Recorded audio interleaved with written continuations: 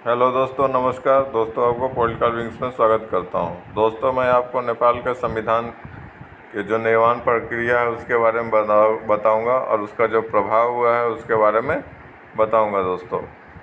ठीक है दोस्तों, इसकी ऐतिहासिक पृष्ठभूमि सबसे पहले तो ये जानते हैं। तो दोस्तों, फर्स्ट पॉइंट इसमें यह है कि नेपाल शुरू से एक हिंदू राष्ट्र था।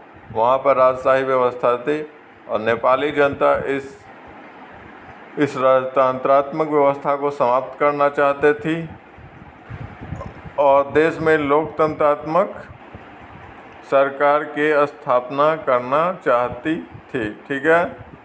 सेकंड पॉइंट है दोस्तों, वहाँ पर अनेक बार लोकतंत्रात्मक सरकार बनाने की मांग रखी गई और इसके लिए कई बार आंदोलन भी किया गया।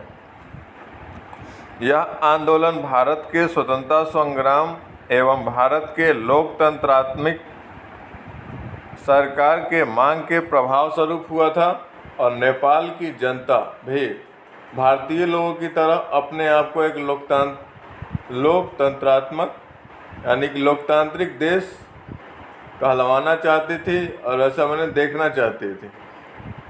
अब इसके पीछे ये कारण है दोस्तों, ये लोग भी चाहते थे कि जैसे जिस प्रकार से भारत में जनता का शासन हो जाएगा, ठीक उसी प्रकार से यहाँ पे भी नेपाल में भी जनता का शासन हो जाए और माने राजशाही शासन व्यवस्था न हो। थर्ड दोस्तों, नेपाल की कांग्रेस पार्टी ने आंदोलन को तेज किया और 1951 ईस्वी में वहाँ पर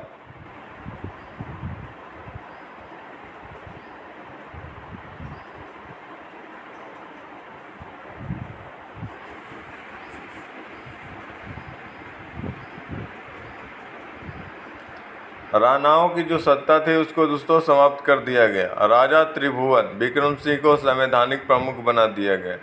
दोस्तों, नेपाल में 250 साल की जो चली आ रही राजतंत्रात्मक शासन व्यवस्था था उसको ख़त्म कर दिया गया। फिर थर्ड पॉइंट है दोस्तों, 1959 ईस्वी में नेपाल के इतिहास में एक महत्वपूर्ण साल है और जिसमें नेपाल एक लोकतांत्रिक राज्य बन जाता है और नेपाल कांग्रेस को, जो नेपाली कांग्रेस है दोस्तों, उसको स्पष्ट बहुमत प्राप्त होता है जिसके कारण वह सत्ता में आ जाती है। ठीक है। फोर्थ पॉइंट है दोस्तों, राजा महेंद्र ने 1960 ईस्वी में कांग्रेस के चुनी हुई सरकार के खिलाफ भ्रष्टाचार के आरोप लगाकर सरकार को बर्खास्त कर देती है और शासन अपने हाथ में ले लेती है। और दोस्तों, यहाँ पे तब तक दोस्तों राजा का पद होता था खाली प्रधानमंत्री माने राजशाही व्यवस्था थी, लेकिन जैसे मैंने ब्रिटेन में जैसे व्यवस्था होती है वैसी थी दोस्तों। ठीक है। ब्रिटेन में लेकिन दोस्तों वहाँ राजा को उतना पावर नहीं दिया गया है, लेकिन यहाँ पे पावर था, इसलिए दोस्तों इन्होंने प्रधानमंत्री को बर्खास्त कर दिया और शासन की पूरी जो बागडोर है वो अपने हाथों में ले ली दोस्तों। पांचवा दोस्तों पॉइंट है, 1962 ईस्वी में राजा महेंद्र ने बुनियादी लोकतंत्र के नाम पर किसी पार्टी के सहयोग के बिना ही राष्ट्रीय पंचायत का निर्माण किया, जिसमें उन्होंने खुद मंत्रिमंडल का चुनाव किया। ठीक है दोस्तों, यानी कि जितने भी उन्होंने मंत्री चुना वो खुद से चुना और वो मैंने ये चाहते थे कि जितने भी मैंने राजनीतिक दल हैं ये सभी लोग भ्रष्टाचार करेंगे और इससे निजात पाने के लिए उन्होंने ये कर दिया कि राष्ट्रीय पंचायत का निर्माण कर दिया, जिसमें बिना कोई माने दल के उसमें खड़ा हो सकता था और जीतने के बाद वो माने उसका सदस्य बन सकता था। लेकिन यहाँ पे दल व्यवस्था की कोई भी ज़रूरत नहीं है, वैसा शासन व्यवस्था राजा महेंद्र ने शुरुआत कर दी। ठीक है दोस्तों। फिर नेक्स्ट पॉइंट है दोस्तों, 1980 ईस्वी में 1980 के दशक में दोस्तों नेपाली कांग्रेस ने फिर से अपनी मांग रखना स्टार्ट किया, यानी कि शुरू कर दिया दोस्तों 1980 में फिर से। फिर राजा ने नेशनल असेंबली के सीधे चुनाव की मांग को तो स्वीकार कर लिया, क्योंकि उन पर दबाव बनाया गया था दोस्तों बहुत, मैंने देश में विरोध करके फिर शासन व्यवस्था में परेशानी पैदा करके इसलिए उन्होंने दोस्तों वो तो बात मान लिया, लेकिन राजनीतिक पार्टी को जो मान्यता देनी थी वो दोस्तों उन्होंने मान्यता नहीं दी, जिसके विरोध में वहाँ के राजनीतिक पार्टियों ने विरोध करना स्टार्ट किया और नेपाली कांग्रेस ने क्या किया दोस्तों, सविनय अवज्ञा आंदोलन की शुरुआत कर दी। फिर 7th पॉइंट है दोस्तों, 1986 ईस्वी में नेपाली चुनाव का नेपाली कांग्रेस ने विरोध किया। अब विरोध के पीछे कारण यह था कि दोस्तों मैंने राजनीतिक दल है उसको मान्यता नहीं दिया गया था राजा के द्वारा। तो वो दोस्तों वो चाहते थे, नेपाली कांग्रेस के लोग चाहते थे कि सभी राजनीतिक दल को ये मान्यता दिया जाए और चुनाव में भाग लेने दिया जाए, ठीक है। फिर दोस्तों 1985 में बहुदलीय पद्धति की मांग की गई इनके द्वारा, नेपाली कांग्रेस के द्वारा, कि सभी दल इसमें भाग लेंगे, ठीक है। और राजा चाहते थे कि बिना कोई दल के लोकतांत्रिक व्यवस्था हो, जिसमें कोई ऐसा लोकतांत्रिक व्यवस्था हो जिसमें कोई भी दल ना हो, बिना कोई दल के सदस्यता लिए, बस उसमें लोकतांत्रिक व्यवस्था चले लेकिन कोई राजनीतिक दल ना हो। 8वां दोस्तों 1990 ईस्वी तक यह आंदोलन पूरे देश में फैल गया और जगह जगह पर विरोध प्रदर्शन, हिंसा, सभाएं एवं हड़ताल के दबाव में आकर राजा ने पंचायत पद्धति को खत्म कर वहां के राजनीतिक पार्टियों को मान्यता प्रदान किया और संविधान में परिवर्तन कर दिया दोस्तों। तो दोस्तों एक बार फिर से संविधान में परिवर्तन हुआ है 1990 ईस्वी में, और ये राजा दबाव में आ गए दोस्तों यहाँ पे।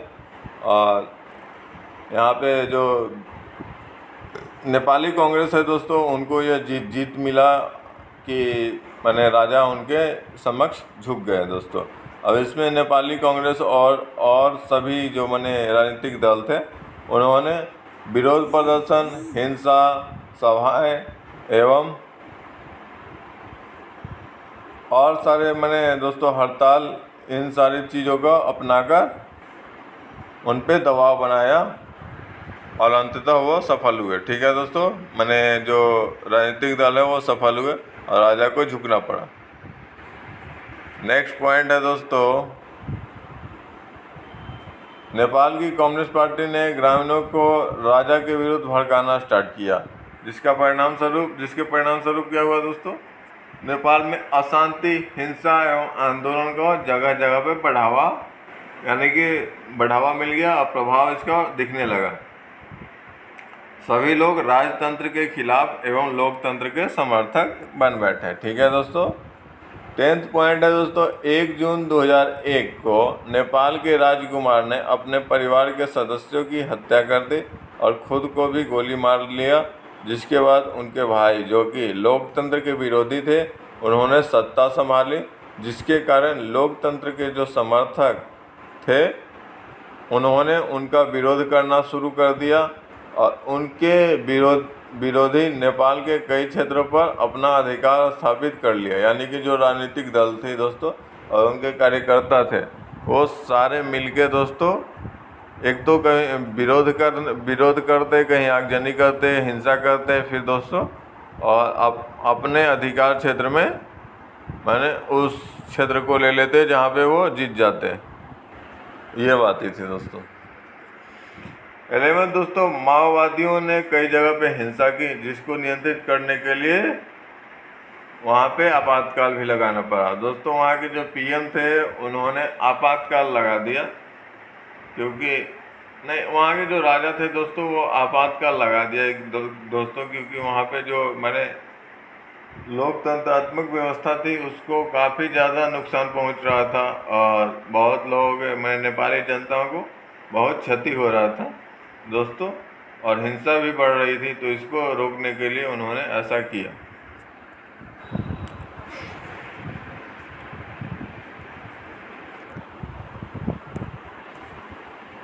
फिर दोस्तों 1 फरवरी 2005 में दोस्तों राजा ने प्रेस एवं संचार सुविधाओं पे अपना अधिकार फिर से प्राप्त कर लिया।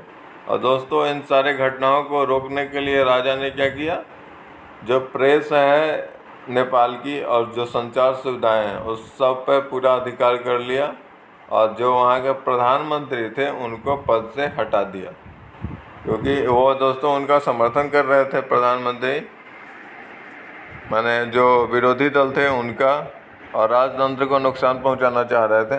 तो इसमें दोस्तों राजा ने एक्शन लेते हुए प्रेस और संचार को अपने पक्ष में नियंत्रित कर दिया, ताकि जो हिंसा है, जो घटना है, उसको कम किया जा सके। तो ये बातें हुई दोस्तों। फिर संविधान निर्माण के चरण क्या हैं दोस्तों? इसमें नेपाल में अभी तक 7 बार संविधान बन चुका है दोस्तों, ठीक है।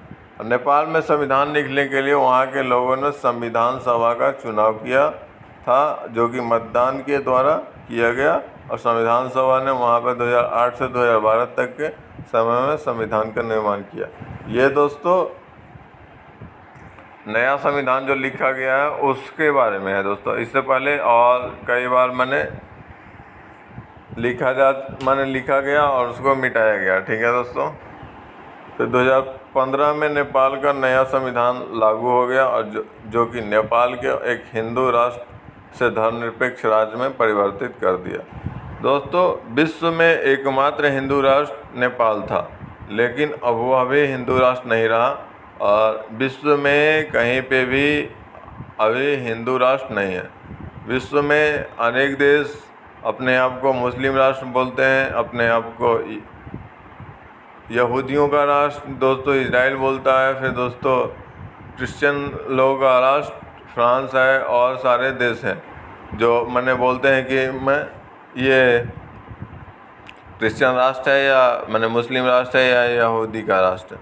लेकिन ना तो दोस्तों भारत और ना ही नेपाल ये अपने आप को सभी जहाँ पे हिंदुओं का संख्या ज़्यादा है, ये लोग अपने आप को सेकुलर कंट्री बोलते हैं, धर्मनिरपेक्ष राज्य। यहाँ पे मैंने ना तो कोई किसी धर्म को मानने के लिए बाध्य करेगा, जिसको जो धर्म मानना है वो मान सकता है दोस्तों। तो विश्व में कहीं पे भी हिंदू राष्ट्र अभी वर्तमान में नहीं है। एकमात्र जो हिंदू राष्ट्र था नेपाल, वो भी अपने आप को सेकुलर राष्ट्र बना लिया, ठीक है दोस्तों। अब 7 दल के समूह एवं कांग्रेस ने साथ मिलकर संविधान निर्माण के लिए सहमति बनाए, और फिर संविधान का निर्माण किया गया। दोस्तों जो नेपाल के सभी राजनीतिक दल थे वो सभी साथ में मिलके आए, और सभी ने दोस्तों संविधान निर्माण के लिए सहमति बनाई, और फिर संविधान का निर्माण किए, ठीक है। और संविधान पे जनता की क्या राय थी दोस्तों? वर्तमान में वहाँ पे मधेसी, महिलाएं, हिंदू कट्टरपंथी, राजशाही के समर्थक, जनजातीय समूह, विखंडित जो कम्युनिस्ट पार्टी है दोस्तों, उन्होंने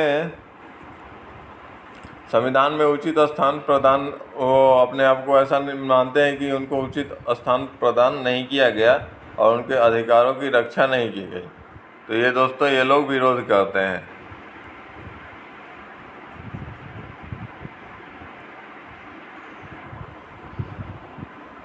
फिर दोस्तों नेपाल की और जनता धर्मनिरपेक्ष राज्य होने पर, और उनके और जो भी जो भी लोग हैं वो सारे उनके समर्थन करते हैं, क्योंकि धर्मनिरपेक्ष राज्य बन गया और उनके जो अधिकार प्राप्त हुए उनका समर्थन किया, और संविधान से वो खुश हैं। और दोस्तों यहाँ पे मधेसी लोगों का, जो कि तराई रीजन में रहते हैं, जो बिहार से सटे बिहार, फिर दोस्तों ये अपना यूपी, यहाँ से सटे हुए लोगों के साथ उनका बेटी और रोटी का संबंध होता है, यानी कि वहाँ पे वो शादी भी करते हैं दोस्तों, क्योंकि बॉर्डर जैसा वैसा कुछ व्यवस्था है नहीं। वो सभी लोग एक दूसरे देश में, जैसे बिहार वाले लोग नेपाल के लड़कियों के साथ शादी करते हैं, नेपाल वाले लोग बिहार के लोगों के साथ शादी करते हैं, या यूपी वाले लोगों के साथ शादी करते हैं।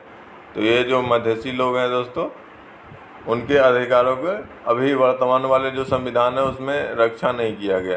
फिर दोस्तों महिलाओं के बारे में क्या है, वहाँ के जो लड़कियां हैं दोस्तों, अगर विदेश के, यानी कि जैसे भारत के लोगों के साथ शादी अगर कर लेती है तो दोस्तों उसकी जो माने अधिकार है, उसकी जो नागरिकता है वो ख़त्म कर दिया जाएगा, और उसके जो माने पुत्र होंगे उसको भी वहाँ नागरिकता प्रदान नहीं की जाएगी। तो ये है दोस्तों, तो इसलिए महिलाएं वहाँ पे इसका विरोध करती है। फिर हिंदू कट्टरपंथी लोग इसलिए विरोध करते हैं कि हिंदू जो माने जो नेपाल एक हिंदूवादी राष्ट्र था उसको ये लोग ख़त्म करके और सेकुलर कंट्री कर दिए हैं, जिससे माने हिंदू के जो आस्था हैं और जो माने उनकी एक कल्चरल आइडेंटिफिकेशन है उसको दोस्तों नुकसान पहुंचेगा। ठीक है, इसलिए हिंदू कट्टरपंथी लोग ये संविधान का विरोध करते हैं। फिर राजशाही के समर्थक दोस्तों, राजशाही के समर्थक तो ये लोग हैं जो उन्हें राजतंत्र लाना चाहते हैं कि नहीं नहीं, लोकतंत्र से ज़्यादा अच्छा राजतंत्र ही है। और कभी कभी दोस्तों ये लोग आंदोलन भी करते हैं, और ये मैंने नेपाल में देखा भी गया है कि लोग राजशाही के समर्थन में नारेबाजी कर रहे हैं।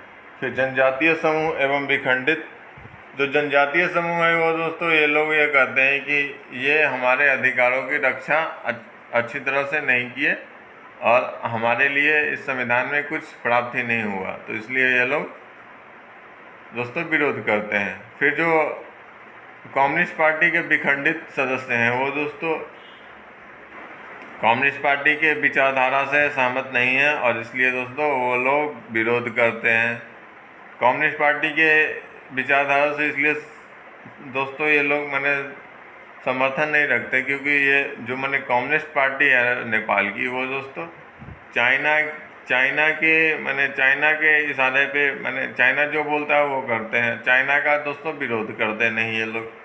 और दोस्तों चाइना के करने पे भारत का विरोध करते हैं ये लोग। ठीक है दोस्तों, चाइना ने दोस्तों वो नेपाल को चाइना भारत के खिलाफ बोलता है, भारत के खिलाफ भड़काता है कि आपका ज़मीन ये हथियार लेगा भारत। लेकिन दोस्तों जापान नहीं, सॉरी दोस्तों, चीन ने दोस्तों खुद वहाँ के जो नेपाल के जो सांसद संसद भवन में ये बात कही गई कि दोस्तों कि चीन ने वहाँ पे नेपाल के जो अधिकार क्षेत्र की ज़मीन है उसमें दोस्तों गांव बसा लिया है दोस्तों। और दोस्तों अभी वो कह रहा है कि जो फिर से सीमा निर्धारण किया जाएगा नेपाल और चीन के बीच में दोस्तों। तो ये दोस्तों तब भी वहाँ के जो कम्युनिस्ट पार्टी है तब भी दोस्तों वहाँ चीन का समर्थन करते रहता है। ये बातें हैं दोस्तों, इसलिए दोस्तों जो विखंडित ये कम्युनिस्ट पार्टी के लोग हैं ये इसका विरोध करते हैं।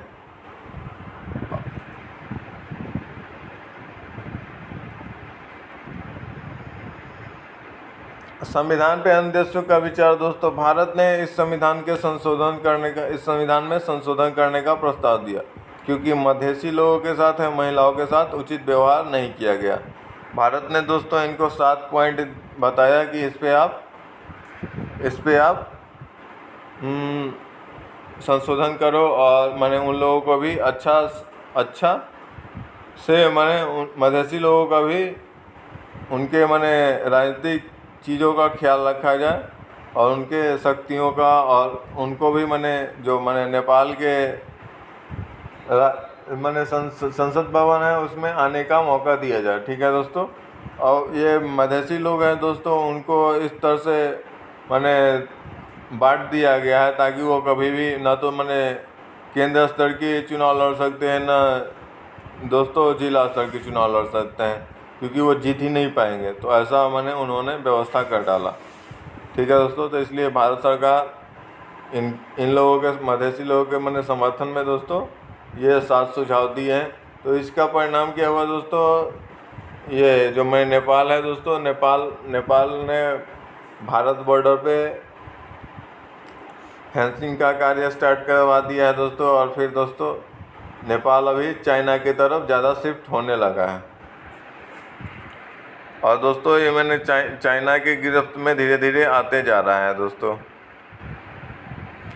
अन्य सभी देशों ने इसके संविधान को स्वीकार किया, और जितने भी पड़ोसी देश हैं और जितने राष्ट्र हैं उन्होंने सभी ने समर्थन किया दोस्तों। लेकिन जो ब्रिटेन है दोस्तों, ब्रिटेन ने बोला था कि मैं इनके जो मैंने संविधान है उसका अध्ययन कर रहा हूँ, और उन्होंने कहा कि सभी के साथ उचित व्यवहार किया जाए और सभी को मैंने स्वतंत्रता और समानता प्राप्त हो और सभी के अधिकार की रक्षा की जाए। यह दोस्तों वहाँ ब्रिटेन ने नेपाल के संविधान